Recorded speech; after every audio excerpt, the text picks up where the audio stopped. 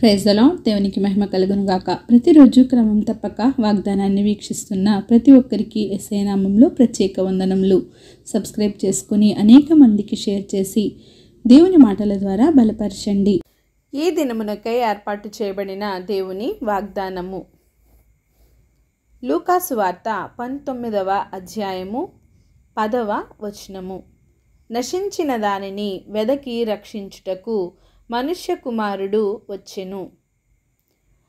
For the son of man is come to seek and to save that which was last.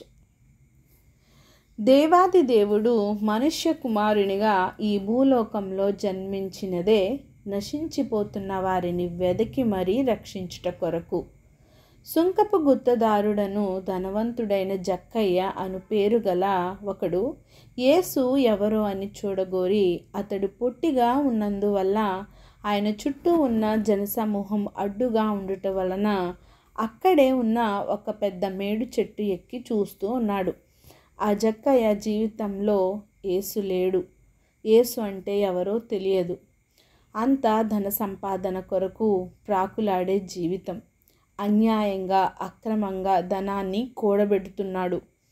జాలి దయ అనేది లేకుండా పన్నులు అని వడ్డీలు అని ఎక్కువగా వేసి జనం దగ్గర ధనాన్ని వసూలు చేస్తూ ఒక అన్యాయస్తుడుగా ఒక ధనవంతుడుగా జీవితాన్ని కొనసాగిస్తున్నాడు. లేఖనంలో సెలవిచ్చిన రీతిగా ఒక చిన్న సూది బెజ్జంలో ఒంటె దూరుట సులభం, కానీ ధనవంతుడు పరలోక రాజ్యంలో ప్రవేశించుట కష్టతరము. నిజమే, అన్యాయంగా సంపాదించి ఒక ధనవంతుడిగా ఉండి యేసయ్య అంటే ఎవరో ఎరుగక ధన సంపాదనే జీవితంగా రక్షణ లేక మారు మనసు లేక నశించిపోవచ్చున్న ఆ జక్కయ్య దగ్గరకు యేసయ్య గారు వచ్చారు. ఆ పాపిని రక్షించడానికి, నశించిపోవచ్చున్న ఆ ఆత్మను రక్షించడానికి యేసయ్య గారు ఏ విధంగా అయితే మేడు చెట్టు ఎక్కిన జక్కయ్య దగ్గరకు ఏ విధంగా అయితే వెళ్ళారో అదేవిధంగా ఈ లోకంలో నీవు నేను మనము కూడా ఏదో ఒక స్థితిలో ఉండి నశించిపోవచ్చున్నాము. ఆయన చూస్తూ ఉండలేక మన కొరకు ఈ భూమికి వచ్చి మనలను రక్షించుట కొరకు వచ్చి ఎన్నో జీవితాలను మార్చారు. 12 మంది గొప్ప శిష్యులను తయారు చేసుకున్నారు.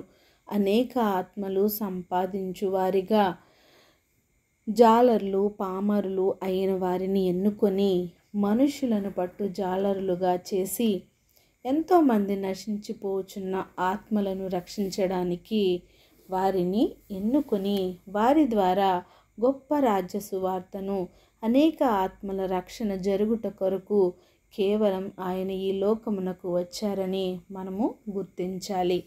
ఆమేన్. చిన్ని ప్రార్థన.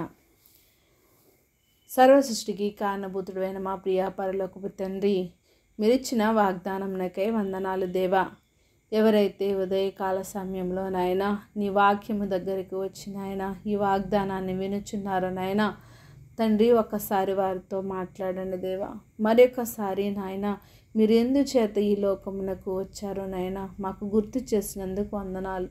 మా బ్రతుకులను మేము సరి చేసుకొని మేము ఏ స్థితిలో మేము బ్రతుకుచున్నామో, ఏ విధంగా ఇంకా మేము నశించిపోయిన వారిగా ఉన్నామో నాయనా ఒకసారి మమ్మల్ని సరి చేసుకొని నాయనా తండ్రి ప్రభా రక్షించడానికి మీరు వచ్చారని మేము గుర్తెరిగి తండ్రి ప్రభా ఇంకా నశించిపోచున్న వారిని మీరే రక్షించండి అయ్యా. అనేక ఆత్మల కొరకు మేము కూడా ప్రయాసపడినాయన నీ రాజ్య విస్తరణలో పాలి భాగస్థులైన ఆయన మీరిచ్చే దీవెన ఆశీర్వాదాలు పొందుకునే కృపను ప్రతి ఒక్కరికి ఉంచండి.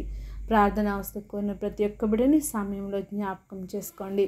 వారి అవసరతలను అక్కరతలను సమయానుకూలంగా తీర్చి సమస్త ఘనత మహిమ ప్రభావములు మీరు ఆరోపించుకుంటారని యేసుక్రీస్తు పరిశుద్ధ నామమున ప్రార్థించి అడిగి వేడుకొంచున్నాను మా తండ్రి. Amen. God bless you all.